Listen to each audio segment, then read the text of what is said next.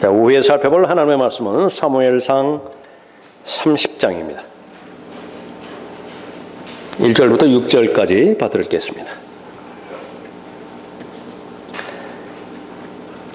셋째 날에 다윗과 그의 사람들이 시클락에 왔을 때 아말렉인들이 남부와 시클락을 침략하였으니 그들이 시클락을 쳐서 그것을 불살랐으며 그곳에 거하는 여자들을 사로잡아 갔더라. 그들이 크거나 작거나 하나도 죽이지 아니하고 끌고서 자기 길을 갔더라. 그리하여 다윗과 그의 사람들이 그 성읍에 오니 보라, 그 성읍이 불타고 그들의 아내들과 아들들과 딸들이 사로잡혀 갔더라. 그러자 다윗과 그와 함께한 백성이 그들의 목소리를 높여 울었으니 기력이 다할 때까지 울더라. 다윗의 두 아내, 즉 이스라엘 여인 아히노암과 칼멜인 나발의 아내였던 아비가일도 사로잡혀 갔더라. 다윗이 심히 불안해하였으니 이는 모든 백성이 각자 자기 아들들과 딸들로 인하여 혼이 슬퍼서 다윗을 돌로 치자고 말하였습니다. 그러나 다윗은 주 그의 하나님 안에서 스스로 용기를 얻더라. 설교 제목은 본문 말씀에 있는 것처럼 하나님 안에서 스스로 용기를 얻는 사람입니다. 이 세상을 살아가는 데 있어서 용기는 필수적이죠. 의욕이라고 말할 수도 있고 열정이라고 말할 수도 있습니다. 세상은 그렇게 하나님의 자녀들이, 특히 하나님의 자녀들이 이 세상을 살아가는 데 있어서 방치하지 않죠. 의욕을 좌절시키고 어려움을 주고 여러 가지 예상하던 예상하지 못하던 고난들을 통해서 낙담시키는 것입니다. 삶을 살아갈 힘을 완전히 제거할 때 그 사람은 삶의 의욕을 잃어버리게 만들죠. 성경에는 얼마나 많이 스스로 자신의 생애를 포기하고자 그렇게 하나님 앞에 자신의 인생의 벼랑 끝까지 갔던 사람이 많이 있습니까?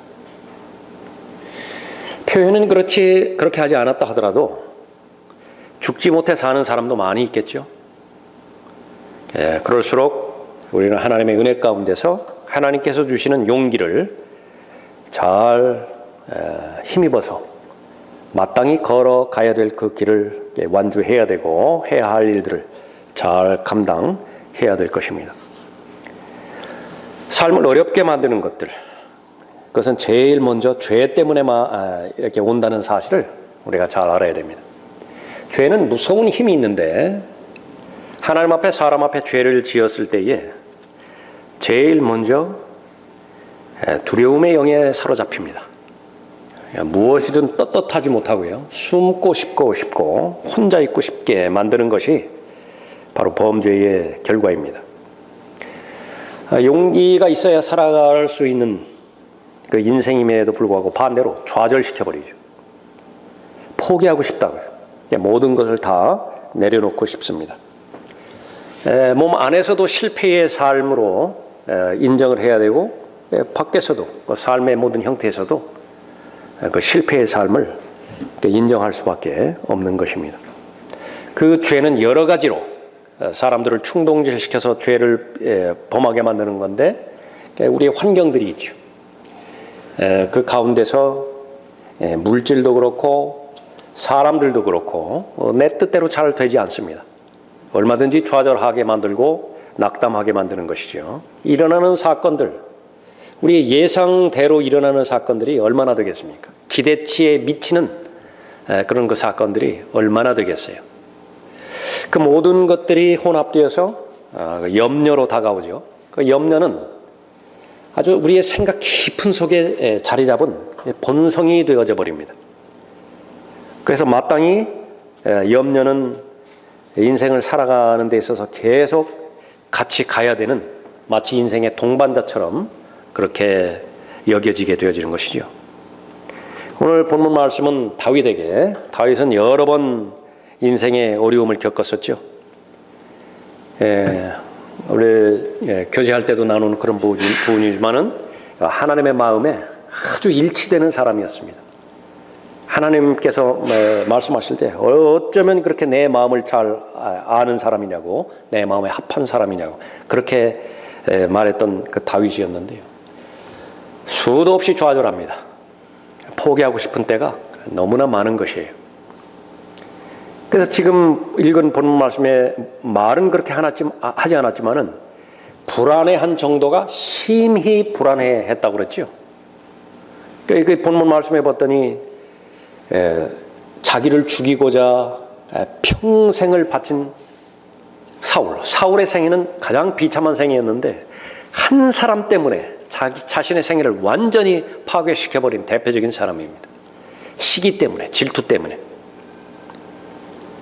그러니까 자기의 모든 군대를 하나님께서 허락해 주신 그 이스라엘을 지키는 데 있어서 사용해도 모자랄 판에 자신의 군대를 사적인 동기에서 동원해서 하나님의 사람 다윗을 살해하고자, 죽이고자 그렇게 동원했던 사람이죠. 그 사람으로부터, 그 세력으로부터 도망가는 것만으로도 버거울 판인데 지금까지 함께 왔던 자신의 사람들이거든요. 자신의 군대라면 자신의 군대이고 자신의 식구라면 자신의 식구인 그 사람인데 가장 가까운 사람들이 무엇을 결심을 했느냐 그러면 돌을 들어서 이 다윗을 쳐 죽일 결심을 한 거예요. 그러니까 표현이 무섭다고 표현한 것입니다.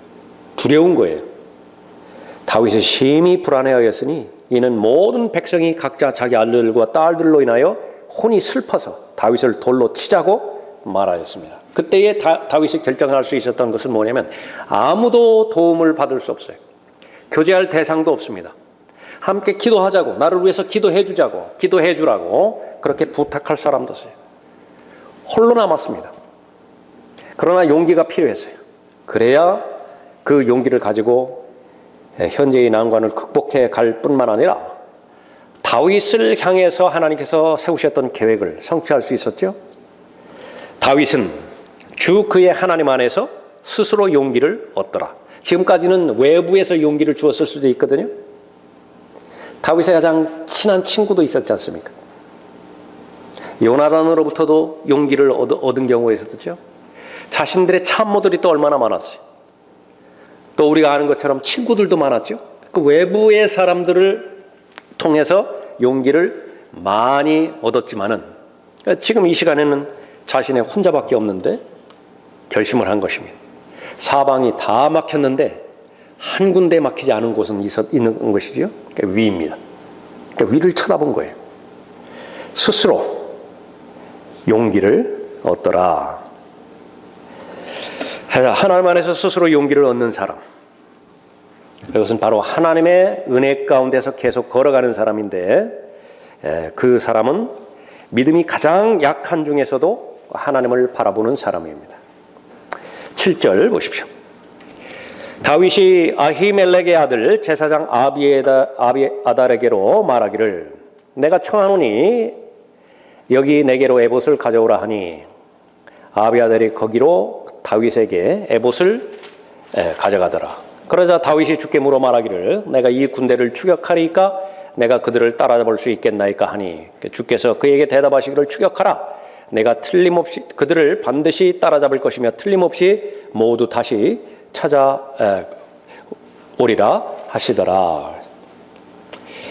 제일 먼저 삶의 어려움이 봉착했을 때에, 위기가 닥쳤을 때에, 용기를 모두 다 빼앗아 버릴 그런 상황이 닥쳤을 때에 하나님 앞에 나아가서 이 용기를 빼앗아가는 이 사건이 도대체 어디로부터 기인한 것인지 그것을 찾아내야 됩니다. 아무리 급하다 하더라도 하나님 안에서 그것을 확인할 수 있어야 돼요. 영 안에서 해야 되는 모든 결정은 반드시 신중해야 됩니다. 어떤 결정은 쉽게 되물릴 수 있는 결정도 있죠. 그냥 번복하면 돼요. 다시 리셋 누르면 됩니다. 아무런 큰 손해도 없고 별 상관도 없어요. 그러나 어떤 결정은요, 한 번밖에 주어지지가 않아요. 그 결정이. 근데 그 한 번밖에 없는 그 결정을 함부로 해버리면 나중에는 그 짐으로부터 벗어나지 못해서 그 멍에를 쥐고 끝까지 가야만 되는 경우죠. 여러분의 경우에도 많이 있습니다.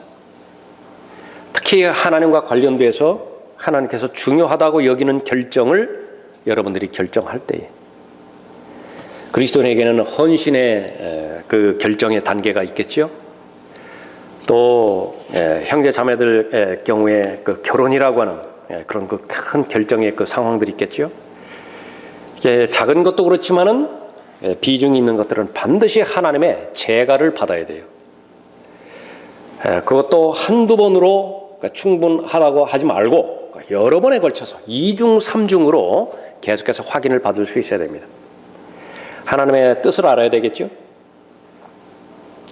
하나님의 뜻이 내 개인에게 그대로 적용이 되어지는지 기도를 통해서도 입증이 돼야 되겠죠. 환경 가운데서도 그 환경으로 하나님께서 인도해 주시는 것인지 잘 자세히 살펴보는 것입니다. 또 하나님을 신실하게 섬기고 하나님의 말씀에 신실하게 순종하는 그 주변에 많은 동역자들이 있잖아요. 좋은 선배들이 있지 않습니까? 그 사람들의 의견은 어떤 것인지 들어볼 수 있죠. 2중, 3중으로, 3중, 4중으로 확인이 되어졌을 때 결정해도 늦지 않습니다. 늦지 않는 것이 아니라 그것이 가장 빠른 거예요. 젊을 때에는요, 사람들이 급하니까 열정이 있으니까 빠른 것에 초점을 맞춥니다. 빨리빨리 하고 싶다고요. 1, 2년 빨리 단축하고 싶고 절약하고 싶고 빨리 나가고 싶다고요. 그러나 시간이 지나면 지날수록 이제 인생의 목표가 가까우면 가까울수록 속도보다 훨씬 더 중요한 것은 방향입니다. 올바른 방향으로 지금 계속 걸어가고 있는 것이냐? 그러면 조급해하지 않아요. 똑같은 문제에 대해서도 수없이 계속 결정을 해야 되고 다시 원점으로 돌아와서 다시 결정을 해야 되고 하나님의 말씀 가운데서 미리 경고하셨죠. 그것은 바로 이리저리 휩쓸리는 것을 말하는 것입니다. 한가운데 진드감치 자리를 잡고 뿌리를 깊이 내려서 뿌리가 내리기 위해서는 비바람이 왜 필요하지 않겠습니까? 심지어는 폭풍우도 필요하죠. 외부의 환경이 반대가 심하면 심할수록 그것을 견디기 위해서 뿌리는 더 깊이 내려야 되니까 더 견고한 믿음과 더 견고한 원리의 그 사람이 될 텐데 그것을 견뎌내지 못하는 것입니다. 그러니까 첫 번째 결정하는 그 부분이 잘 결정을 해 나가는 것을 습관화시키고 훈련화시켰다고 한다면 다시 말하면 그 사람은 말씀의 사람이고 그 사람은 기도의 사람 아니겠어요? 모든 것들을 다 하나님 앞에 보고하고 설명드리고 알려드리고 그리고 나서 하나님으로부터 보고를 받는 것입니다. 그러나 위기가 닥치면 하나님의 사람이라 하더라도 심지어 하나님의 마음에 합한 사람이라 하더라도 급하다고요. 다윗은 이 부분에 있어서 지금 본문에 있을 때 지금까지는 잘 해왔는데 그러나 사람인지라 엘리야도 사람이죠. 우리와 똑같은 사람이에요. 다윗도 우리와 똑같은 사람이에요.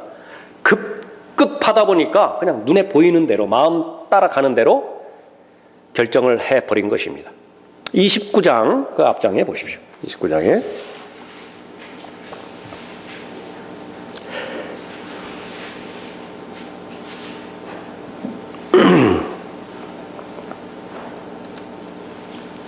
그때 필리스티아인들은 그들의 모든 군대를 아펙에 모았고 이스라엘인들은 이스라엘에 있는 셈 곁에 진쳤더라. 필리스테아인들의 군주들이 수백 명씩 수천 명씩 거느리고 나아갔으니 다윗과 그의 사람들은 아키스와 함께 후미에서 나아갔더라. 그때 필리스티아인들의 고관들이 말하기를 이 히브리인들이 여기서 무엇하나이까? 하니 아키스가 필리스티아인들의 고관들에게 말하기를 이 사람은 이스라엘 왕 사울의 신하 다윗이 아니냐? 그가 여러 날 여러 해를 나와 함께 있었지만 그가 나에게 굴복한 이래 오늘까지 나는 그에게서 아무런 잘못을 찾지 못하였노라. 위선 떠느라고 나한테 와서 내 신하가 되겠다고 그렇게 말한 것을 나는 발견하지 못했다. 시간이 많이 흘렀지만은 나도 의심이 갔다. 나한테 반역하기 위해서 숨어 들어온 것은 아닌가? 그러나 그런 증거를 단 한 번도 발견하지 못했다. 우리 편이다. 지금 필리스티아인은 누구를 공격하고자 하느냐면 하나님께서 선택하신 이스라엘을 공격하려고 하는 거예요. 사울의 추격을 피해서 도망다니다 다윗은 지쳐버렸죠. 하나님의 허락 없이, 하나님의 제가 없이 이방인 왕 아키스에 가가지고 내가 좀 기거할 장소를 좀 마련해 달라고, 그것이 시클락이었습니다.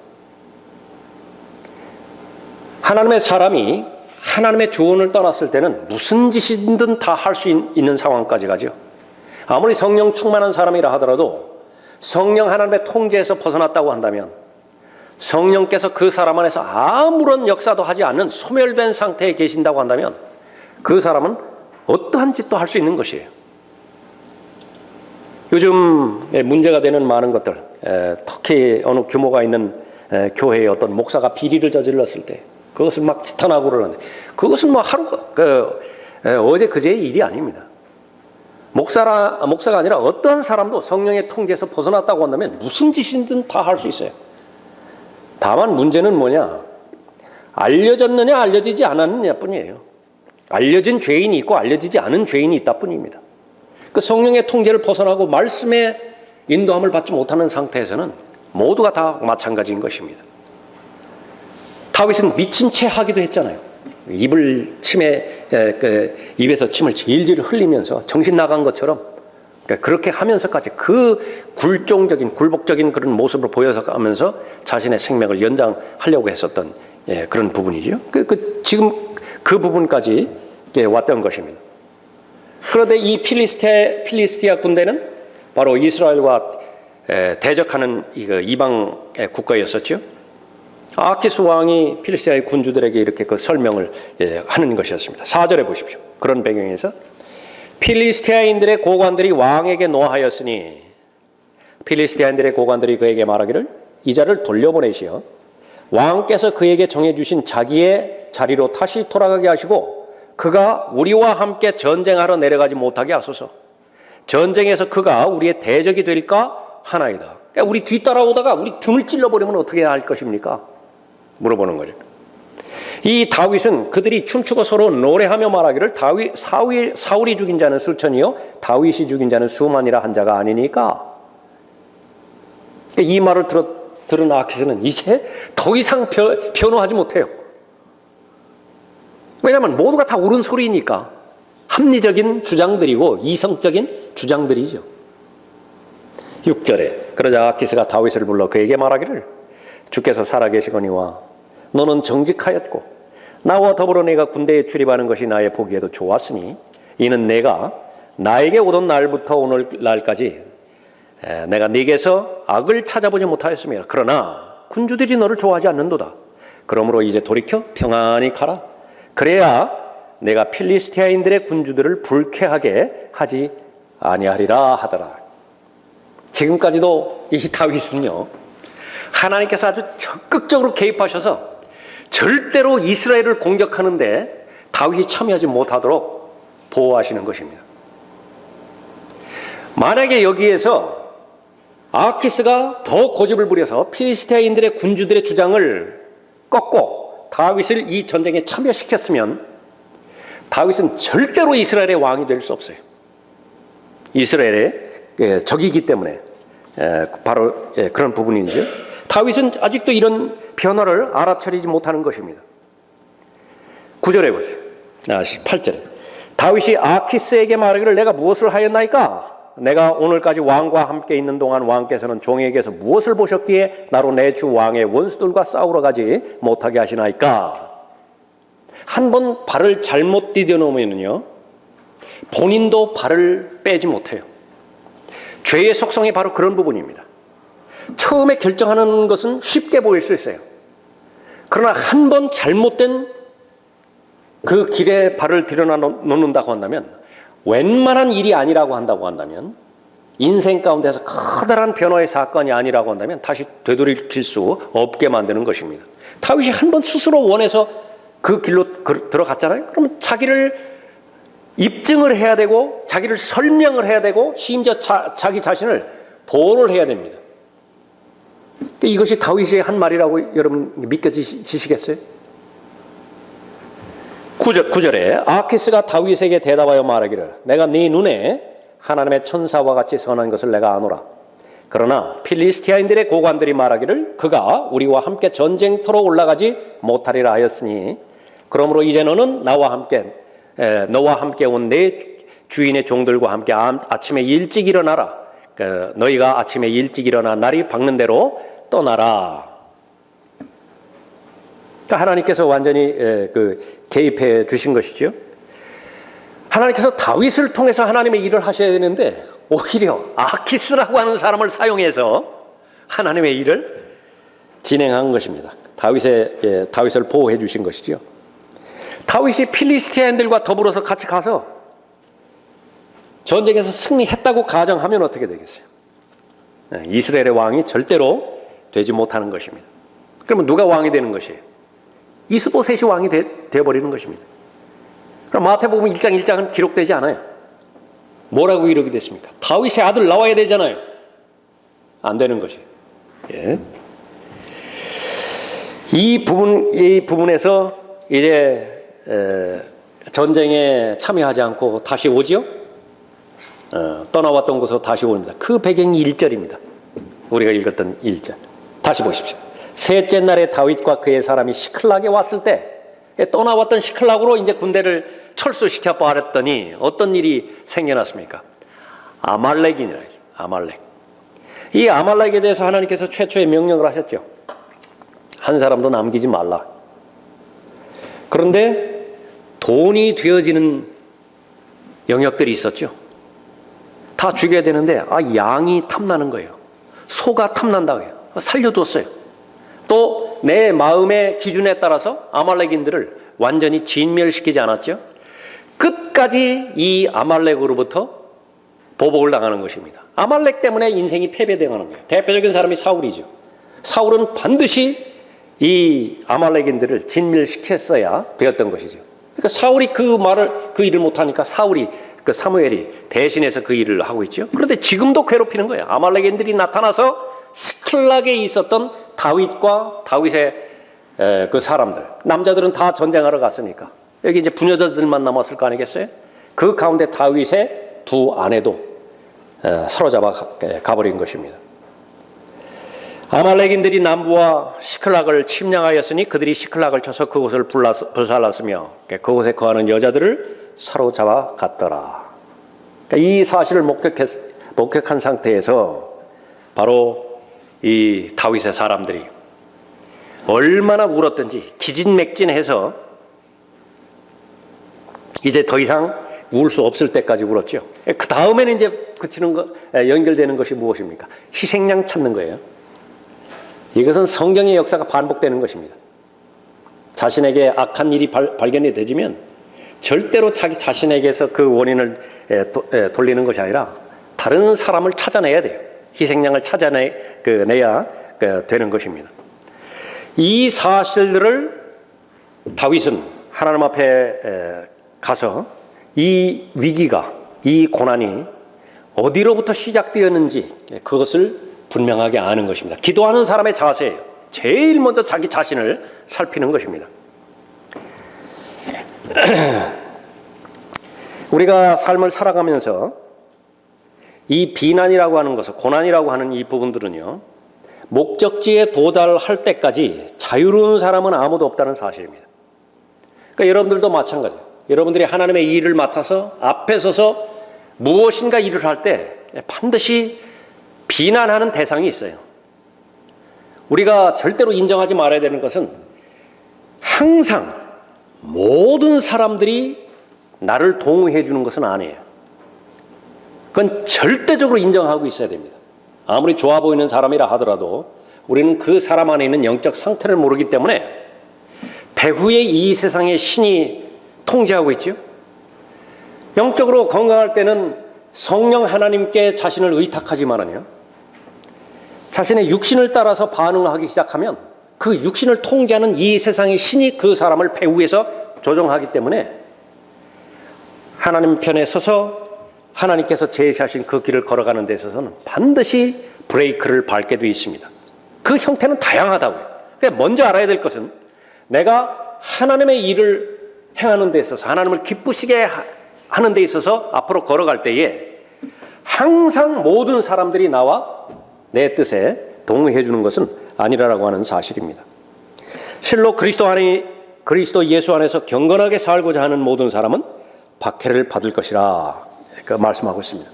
처음에 하나님의 뜻을 발견하고 하나님의 뜻을 걸어갈 때 얼마나 기쁩니까? 얼마나 확신이, 그 용기를 주는 것이에요. 그러나 반드시 알아야 되는 것은 그 용기가 지칠 때가 온다는 사실입니다. 그 기쁨이 더 큰 기쁨으로 대체되지 않는다고 한다면 소멸되어진다라고 하는 사실을 우리가 알아야 되는 것이, 그 가운데 가장 커다란 것은 사람들의 말입니다. 큰 힘으로 내 얼굴이 강타당해가지고 내가 좌절하고 내가 힘이 빠지고 그러는 것이 아니라 사람들이 하는 말이에요. 말. 왜 그런 것인가? 하나님의 말씀의 귀한 원리 가운데 하나는요, 이 말을 하는 대상을 인격이라고 그랬습니다. person. 동물은 person이 아니죠. 그러니까 우리말로 인격이라고 말했을 때에 네 대상이 있죠. 인격이. 제일 먼저 하나님이 인격이시고 마귀도 인격이고 사람도 인격이고 영적 존재들도 인격이에요. 다 말을 해요. 말을 한다고. 근데 그 말을 하는 데 있어서는 그 말 뒤에는 엄청난 능력이 있습니다. 하나님께서 어떤 말씀을 하셨다. 살리죠. 죽은 자를 살려요. 나사로야 나오너라. 나와야 돼요. 예? 마귀가 어떤 말을 하면은요, 그냥 죽여요. 멸망시켜버린다. 사람도 인격이고 또 영적 존재도 인격인데 그 가운데서 사람의 말에 대해서는 성경에서 특히 잠언이라든지 야고보서라든지 복음서라든지 이 부분에 대해서 사람의 말에 대해서 얼마나 많이 강조하고 있습니까? 세우는 말, 아주 소금치듯 하는 맛스러운 말, 그런 말들을 하기에도 시간이 충분하지 않은데 성령 하나님의 인도함을 받지 못할 때는 그런 말들은 입에서 안 나오죠. 제일 먼저 쉽게 튀어나온 말은 육신의 본능 가운데서 감정을 충족시키기 위해서 내뱉는 말들인데 바로 본문에 다윗의 사람들이 하는 말들이에요. 다윗은 그 말을 들었을 때 마음이 무너져 내렸다고요. 그 말을 들으면 용기를 잃어버리죠. 그러면 이제 참과 거짓에 대한 분별력이 사라져버리는 것입니다. 이해력과 판단력은 흐려져 버리죠. 그것이 바로 영적 세계의 실체인 것입니다. 다시 한번 우리가 살펴봅니다. 하나님의 은혜를 내가 입고 그 은혜의 정상적인 반응으로 헌신하는 것, 그것은 너무나 귀한 일이에요. 너무나 복된 일입니다. 그러나 명심해야 될 것은 그것은 넓게 곧게 퍼져 있는 고속도로가 절대로 아니에요. 그렇게 쉽게 걸어갈 수 있는 길만은 아니라라고 하는 것입니다. 헌신하는 일에 대해서 모두가 다 축복하는 것이냐, 칭찬하는 것이냐, 그것만은 아닌 것입니다. 주님을 위해서 일을 하는 경우에 그 수고와 땀을 흘리는 것, 그것에는 개의치 않지만은 누군가로부터 비난을 받는 것, 그거는 견디지 못하게 만드는 거예요. 내가 수고하고 내가 애쓰는 것, 그것은 내가 그러려니 한 거예요. 그러나 그 길을 걸어가는 데 있어서 누군가로부터 비난을 받고 나를 용기를 잃어버리게 만드는 그런 그 일들이 벌어졌을 때에 그것은 인생의 그 위기를 닥치게 된 것이죠. 그때에 반드시 하나님 앞에 나가서 자신을 성찰해야 되는 것입니다. 나한테 무슨 잘못이 있다고 한다면 그 잘못은 반드시 하나님께서 바로잡아 주십시오. 그것을 제일 먼저 간구를 해야 되는 것입니다. 하나님의 징계이죠. 다윗이 사울에게 말하기를 어찌하여 왕은 보소서, 다윗이 왕을 해치려 하나이다라고 하는 사람들의 말을 들으시나이까? 다윗이 사울에게 그렇게 말했듯이 언제든지 자신의 마음의 심중에 있는 것을 하나님 앞에 말했던 것입니다. 공격과 비난이 오면 두 가지 형태를 띱니다. 용기를 잃어버리면 두 가지 양상이 나타나는 거예요. 하나는 크게 낙심해서 요나처럼 죽기를 간구하든지, 아니면 반대로 크게 분노합니다. 두 가지 양상으로 나타나는 것이에요. 그래서 용기가 필요한 거예요. 둘 다 하나님이 원하시는 바가 아니죠. 세상 사람들은 하나님과 무관한 사람들은 거의 대부분 두 가지로 반응을 하는 거예요. 크게 낙심해서 그냥 포기해버리든지 진작, 아니면은 분노해서 사람들이 이성의 통제를 벗어나서 저지르고야 말죠. 사람들이 소위 말하는 욱하는 기질입니다. 그냥 감옥에 들어가게 되고 나오는 것이에요. 그러나 다윗의 경우에는 이 부분들이 반복되면서 자기를 성찰하고 자기를 하나님 앞에 맡기는 것에 대해서 잘 훈련이 되었어요. 하나님의 은혜 안에 있는 사람이고 스스로 하나님 안에서 용기를 얻는 비결을 얻은 사람입니다. 어떤 사람이라고요? 제일 먼저 하나님 앞에 나가서 일어나는 모든 상황을 하나님께서 허락하시는 상황으로 인정하는 사람입니다. 시므이가 저주하죠. 하나님의 판단과 사람들의 판단이 있을 것입니다. 같을 수도 있지만 많은 경우 다르죠. 그러나 다윗은 하나님의 판단에 자신을 맡겼어요. 나오라 나오라 너 피 흘린 자여. 시므이가 다윗에 대해서 저주하는 말이죠. 너 벨리알의 사람아, 하나님의 마음에 합한 사람을 보고 벨리알의 사람이라, 마귀의 자식아, 그렇게 바라보는 것입니다. 부르는 거죠. 주께서 사울 집의 모든 피를 내게로 돌리셨도다. 그를 대신하여 내가 왕이 되었으나 주께서 그 왕국을 내 아들 압살롬의 손에 넘겨주셨도다. 보라, 내가 피 흘린 자이기에 곤경에 처하였도다. 그 사람의 말의 관점에서 보면 다 그럴 것 같아요. 일어나는 상황들이. 다윗의 참모들 포함해서 다윗의 사람들은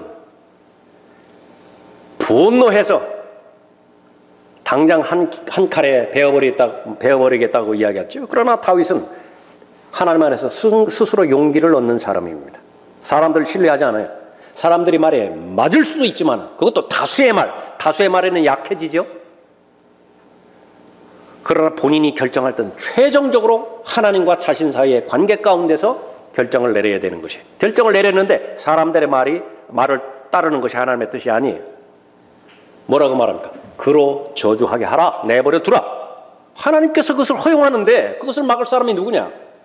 그로 저주하게 하라. 주께서 그에게 다윗을 저주하라 하셨기 때문이니 그런즉 누가 어찌하여 내가 그러하였느냐라고 말하겠느냐. 사탄이 원하는 것은 다윗도 발걸해서 가서 하라고. 눈짓 한 번이면 끝내요. 그러니까 말할 필요도 없어요. 하면 끝난다고요. 그러나 사탄이 원하지 않는 반응을 보인 거예요. 절대로 그렇게 하지 말라. 폭력에 폭력으로 반응하지 말고 악으로 튀지 말고 선으로 반드시 이겨야 된다. 보라, 내 몸에서 나온 내 자식도 나의 생명을 노리는데. 다윗은 많은 생각을 했을 것이라고요. 정말로 하나님께서 약속하셨고 언약의 대상인 자신에게 왕국이 주어졌는데 이 왕국이 순탄하게 진행이 되어야 너무나 합리적인 설명으로 그것을 말할 수 있겠는데 너무나 어렵거든요. 그 어려움의 배경을 하나씩 떠올려서 봤을 때요, 불순종한 그런 부분들이 있었잖아요. 자기 자녀들에 대해서 합당하게 처리를 했어야 됨에도 불구하고 근친상간이 일어났을 때에 그것을 무책임하게 그냥 피해버린 거예요. 도망가버린 거예요. 복잡하니까. 죄를 하나님의 방법으로 다루지 않았을 때 죄는 시간이 지난다고 자연스럽게 해결되는 것은 아니죠. 그대로 묻혀있지만 눈에 보이지 않았을 뿐이지 그 뿌리는 점점 밑으로 내려가고 있죠. 주변에서 볼 때는 다 아름다운 현상으로 다 보이지만은요, 밑에서는 악의 뿌리가 그 악의 축을 기점으로 해서 계속해서 그 축은 돌아가는 것입니다. 점점 더 힘을 강성하게 보충하고 있는 것입니다. 함축하고 있는 거예요. 그러다가 마침내 그것이 이제 최고점에 도달했을 때 화산이 폭발하듯이 지진이 갈라지듯이 드러나고야 마는 것입니다. 그러니까 그런 상황 가운데서 하나님께서 그것이 하나의 원인이 되어서 저 시므이를 통해서 나를 저주하는 말을 했을 수도 있겠다. 낮아질 대로 가장 낮아진 거예요. 보라, 내 몸에서 나온 내 자식도 나의 생명을 노리고 있는데 하물며 지금 이 베냐민이냐 얼마나 더 하겠느냐. 자기 지파인 사울을 꺾은 장 본인이 다윗 아니? 그를 내버려두고 그로 저주하게 하라. 이는 주께서 그에게 명하셨음이니라. 주께서 혹시 나의 고난을 보시고, 이것이 하나님께서 원하시는 자세예요. 가장 겸손한 자세로 마땅히 나는 하나님의 심판을 받고 하나님의 징계를 받고 이러한 대우를 받는 것은 응당 합당한 이치이지만, 그러나 혹시 한 번의 기회가 더 있습니까? 하나님을 섬길 수 있고 하나님의 은혜에 마땅히 보답할 수 있는 그런 한 번의 기회가 더 주어졌습니까? 하나님께서 은혜 베풀어 주셔서 저를 불쌍히 여기셔서 그 한 번의 기회를 더 주십시오. 이것이 하나님 앞에 나아가서 간구하는 자세이죠. 주께서 혹시 나의 고난을 살펴보시고 오늘의 그의 저주 때문에 주께서 선으로 내게 갚아주실까 함이라. 이 기도를 응답해 주신 거예요. 하나님께서 다윗의 기도를, 그 염원을 들어주신 것이죠. 결과는 어땠습니까? 저주하는 자를 패배시켜버렸죠. 또 저주를 복으로 바꿔주셨죠. 회복시켜 주신 것입니다. 하나님께서 바라시는 것이 있습니다. 얼마든지 억울한 소리 들을 수 있어요. 얼마든지 부당한 대우를 받을 수 있습니다. 그때 각각의 그 비난의 소리와 비난의 환경에 즉각적으로 반응하기 전에 자신을 성찰하라는 거예요. 하나님께서는 잘하기를 원하시지요. 그리스도의 충만하심에 장성한 분량이 이르기를 원하시지요. 영적인 근력이 형성되기를 원하는 것입니다.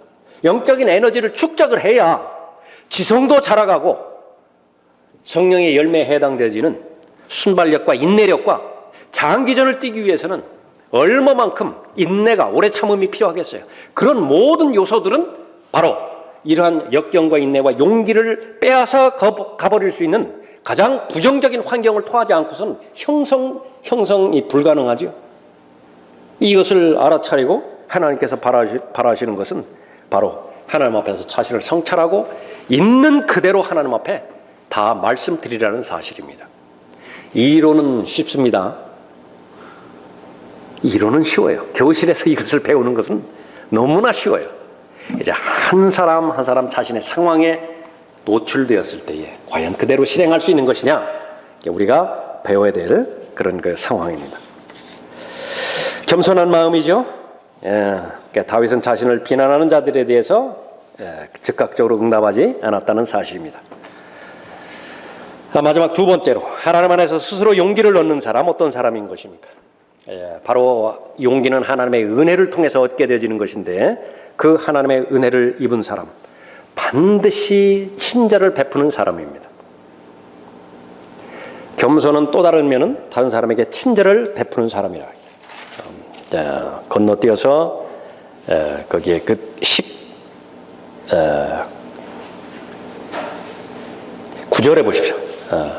9절에 그러므로 다윗과 그와 함께한 600명이 가서 부솔 시내가에 이르르는데 뒤에 처진 자들은 거기에 머물렀으니 심히 기진하여 부솔 시내를 건널 수 없는 200명은 뒤에 남았고 다윗과 그와 함께한 400명은 추격하였더라. 두 대상이 나오는데 함께 600명이 출발을 했어요.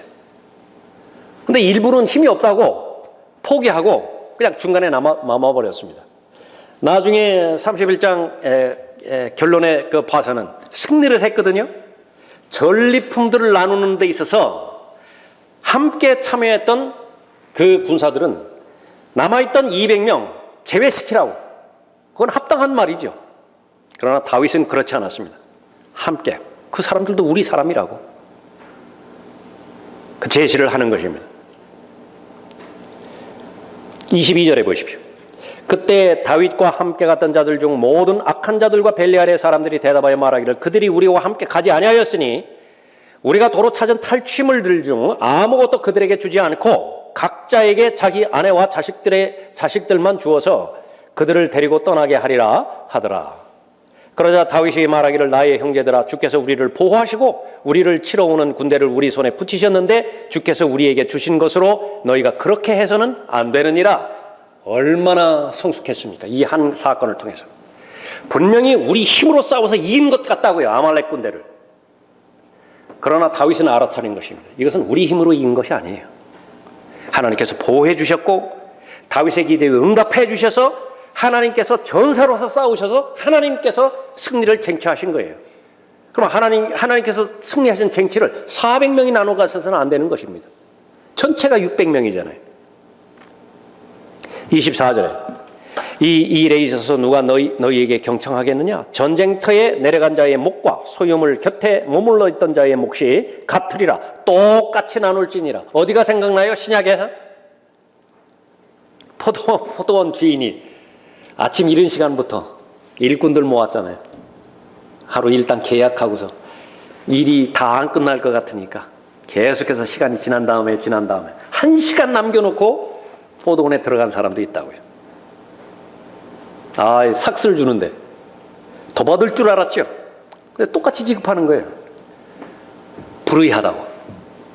포도원 주인이 불의하다고 대놓고 항거했었죠. 포도원 주인이 말해, 내 것 가지고 내 마음대로 쓰는데 부당하다는 말이냐? 하나님의 은혜는 그런 거예요. 사람의 관점에서 볼 때는 하나님의 은혜는 설명할 수 없어요. 부당해요. 어떻게 8시간 일한 사람하고 1시간 일한 사람하고 어떻게 똑같아요? 어릴 때에 예수 그리스도 영접해서 하나님의 자녀가 된 사람하고 죽기 바로 직전에 예수 그리스도 믿은 사람하고 어떻게 똑같이 하늘나라에 가느냐 말이에요. 그것처럼 부당한 일이 어디 있어요? 그러나 하나님의 은혜는 하나님의 사람들에게 용기를 주는 것이죠. 또 한 사람이 있습니다. 거기에 9절에 보십시오. 그러므로 11절에 그때 그들이 들에서 한 이집트인을 만난지라. 그를 다윗에게 데려가 빵을 주니 그가 먹더라. 또 그들이 그로 물도 마시게 하며 무화과로 만든 과자 한 조각과 건포도 2송이를 주니 그가 먹고 정신이 다시 그에게로 돌아오더라. 이는 그가 3일 밤낮을 빵도 먹지 못하고 물도 마시지 못하였음이더라. 거의 죽어가는 사람이 군대에 전쟁하러 가는 군대 입장에서 무슨 도움이 되겠어요? 다윗은 살렸다고요. 우선 사람부터 살리고 보자. 그랬더니 그 한 사람을 통해서 아말렉의 거처에 대한 정보를 얻었죠. 하나님의 일은 그런 거예요. 아무리 시시하게 보이는 사람, 별 볼 일 없어 보이는 사람 무시하지 말라는 거예요. 경시하지 말라는 것입니다. 세상에서 평가하는 기준처럼 얼마만큼 많이 배웠느냐, 얼마만큼 외모가 그럴듯하는 것이냐, 얼마만큼 많이 가졌느냐, 알게 모르게 그런 것으로 사람들 판단하지 말라는 것이에요. 아브라함도 부지 중에서 천사를 상대했다고 그렇게 말하고 있잖아요. 그런 가운데서 바로 아말렉을 발견할 수 있었고, 다윗의 군대는 성공적으로 하나님께 주시는 전술 가운데서 그 전쟁에 승리할 수 있었던 것이죠. 자신을 돌아보고 또 하나님을 깊이 만난 사람, 그 사람 마음 안에는 여유가 있습니다. 다른 사람을 돌아볼 여유가 있어요. 오전에 우리가 살펴봤었죠. 진정한 부자 어떤 사람이라고요? 하나님과의 올바른 관계에 놓여 있는 사람이라고. 시간이 없어서 뭐 다 다루지는 못했지만은요, 관계가 3가지가 있습니다. 제일 첫 번째는 하나님과의 올바른 관계고요. 두 번째의 위치는 우선순위하고도 관계가 돼요. 두 번째는 반드시 다른 사람과의 올바른 관계예요. 세 번째는 그 다음에 나예요. 나와 올바른 관계를 맺는 것입니다. 그것은 하나님께서 주시는 영적인 여유가 있는 사람만 가능해요. 바로 눈앞에 있는 것들의 그 급에서 그 부분들만 소유하기 위해서 거기에 모든 것을 다 쏟아붓는 사람은 그런 영적인 눈으로 볼 수도 없을 뿐만 아니라 영적인 여유도 생기지 못하는 것입니다. 다윗은 숱한 비방 속에서도 언제나 하나님 편에 서기로 결심을 했던 것이죠. 아무리 작아 보이는 일을 하더라도 항상 하나님의 관점에서 보는 훈련을 했습니다. 하나님이라면 이 사람을 살릴 것인가? 하나님이라면 200명은 제해버릴 것인가? 하나님께서 예스 하면 나도 예스예요. 내 본성과는 상관이 없습니다. 하나님께서 노 하면 나도 노예요. 그것이 바로 믿음의 사람이고 하나님의 사람이는 것이죠. 사울이 다윗을 죽이려고 하는 동안 다윗은 사울을 죽일 수 있는 완벽한 기회가 2번이나 있었죠. 하나님 앞에 물어봤다고요. 그럼 하나님께서 달가워하지 않으시는 것입니다. 안 하는 거예요. 시므이가 저주할 때 다윗은 그를 죽일 수 있었죠. 한 사람 그건 뭐 상대도 안 된다고요.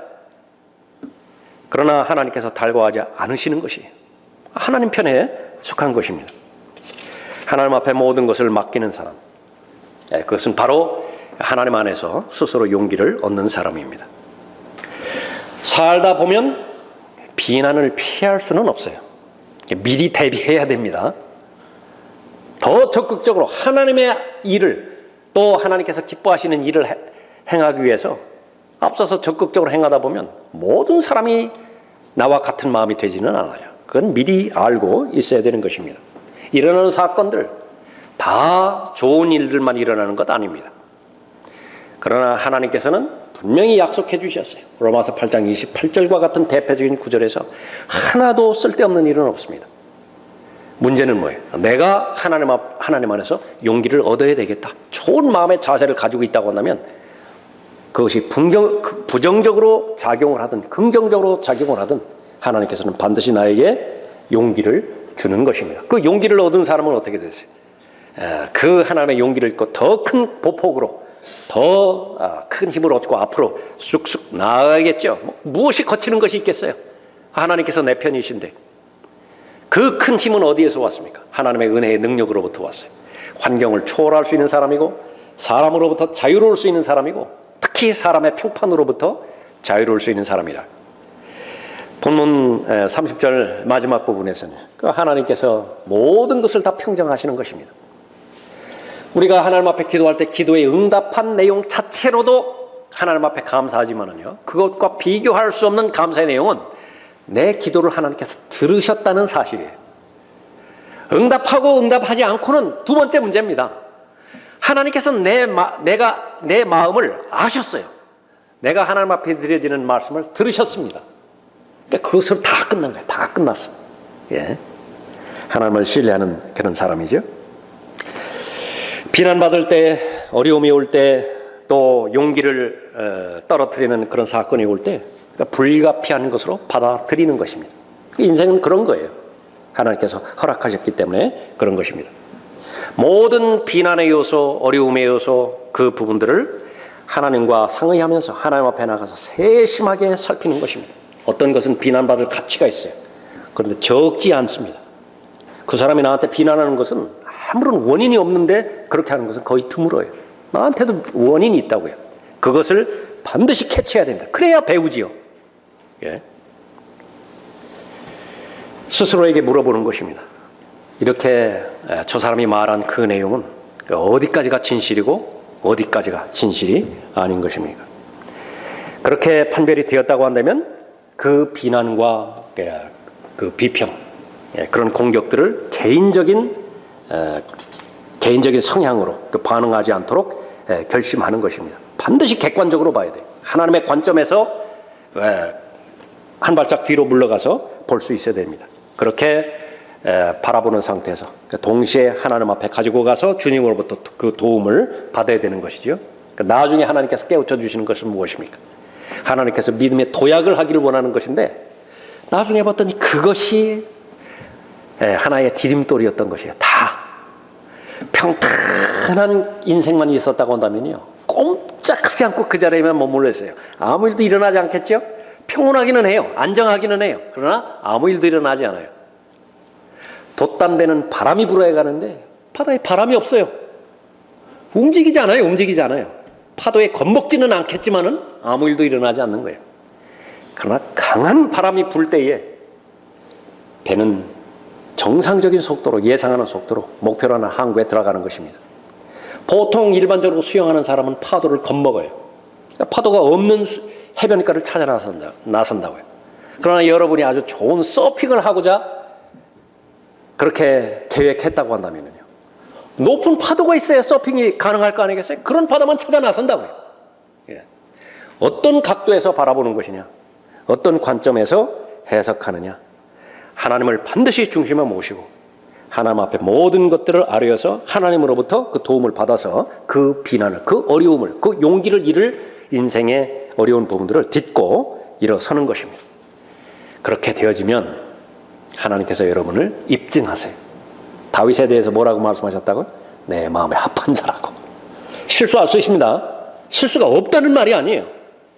다윗도 급한 마음에 아키스로 가서 자신의 몸을 의탁을 한 경우도 있었잖아요. 그러나 하나님께서 바로 잡아주실 때가 있어요. 심지어 아키스라고 하는 이방인 왕을 사용해서 이스라엘의 왕이 되지 못하도록 위험에 빠지는 것을 보호하셨잖아요. 여러분들도 마찬가지예요. 현재 여러분이 이런 어려움에 봉착하고 있는 그런 부분들이 있습니까? 말씀의 원리로 돌아가십시오. 있는 그대로 모든 것들을 다 하나님 앞에 아뢰고 하나님의 말씀을 통해서 성령 하나님의 인도하심을 통해서 틀림없이 지혜를 주실 텐데 그 지혜를 얻고 그 지혜를 통해서 여러분의 삶의 문제를 하나님의 방법대로 하나님의 은혜 가운데서 해결해 나가시기 바랍니다.